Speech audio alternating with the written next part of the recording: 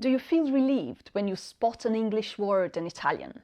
Finally, vocabulary you don't need to memorize. Well, it might actually get you in trouble. Italian has borrowed lots of words from English, but in the process, some of them have completely changed their meaning. So in this video, I'm going to show you 5 of these linguistic traitors so you know how to handle them. Get your vocabulary notebook ready and let's dive in. Imagine this, you're in Florence, Firenze, and you ask the hotel receptionist where you could find the best espresso in town. And she's very excited to help. Oh, go to my favorite bar, il mio bar preferito. And she keeps using that word, bar, il bar.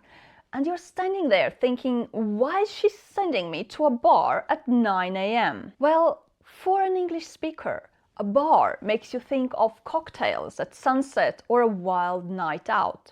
But for an Italian, un bar is where the day actually begins, with a cappuccino and a guilt-free pastry. You might pop back in for a quick shot of espresso. It's basically a cafe, quite literally, un café. And chances are that a proper bar will shut its doors before nightlife even starts, around 7 p.m. And of course, the Italian coffee culture deserves a video of its own. So make sure you subscribe to the channel and click on the notification bell so we can let you know every time we have a new, very Italian video for you. I've seen our next word lead to some funny misunderstandings. Again, you're in Florence with a rental car. And you're already stressed because, let's be honest, Florence is not famous for having loads of easy parking. You ask your Airbnb host where to park and he keeps mentioning a box he has. Abbiamo un box, he keeps saying. Un box. You picture your red rental Fiat nicely packaged in a cardboard box and you wonder if Mario has already had a little too much to drink. It's early, sure, but we are in Tuscany. Well, you see, in Italian, the word box evolved into a completely different kind of enclosed space. Un box is a kind of a garage, an inside private parking, usually in an apartment building. Renting or owning un box in a big city can cost like renting or buying a small apartment. And if you want to ask for a cardboard box at the post office, for example, maybe to send a package, the word you want is scatola.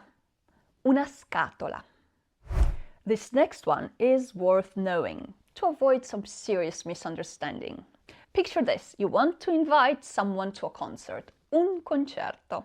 You've got an extra ticket. You're absolutely convinced that you've heard Italians say ticket a million times. So you don't hesitate and offer un ticket to your new Italian friend. Your friend, however, looks confused and starts asking questions because in Italian, ticket means a fine, a healthcare payment or a meal voucher. It sometimes comes with a built-in sense of punishment. The normal kind of ticket, the one you actually want, is usually biglietto. Un biglietto. Here's what I want you to remember. These loan words and other false friends will be one of your biggest pitfalls, because when something sounds familiar, your brain takes a shortcut. You assume you know what it means. And when you've heard a word used by Italians like bar or ticket or box, you don't necessarily remember the context. You just know it exists. So you never stop and doubt the meaning. That familiarity lulls you into a false sense of security. I've dedicated 30 years of my life to Italian, first passionately learning it and then helping others master it. And I admit that for me in my learning years, this has been one of the biggest pitfalls. And if you just take one thing from this video, let it be this: never take anything for granted in a language. And of course, if you're learning Italian and would like faster results, check out Italian U, my book. You will find the link to the priority list below the video. Number 4 is pretty subtle but a perfect example of a potential pitfall of overconfidence. If you listen to colloquial Italian a lot, you'll hear the word feeling used quite often. And if you never check what it means, you'll be convinced that you can use it exactly like you use it in English, to talk about an emotion. But when Italians say feeling, they usually mean something different and very specific. They mean a vibe, a spark, a chemistry between people. So if someone says, c'è un buon feeling, they don't simply mean there's a good feeling. They mean there's a connection, a click, an immediate harmony that's hard to explain but very easy to recognize. Un feeling.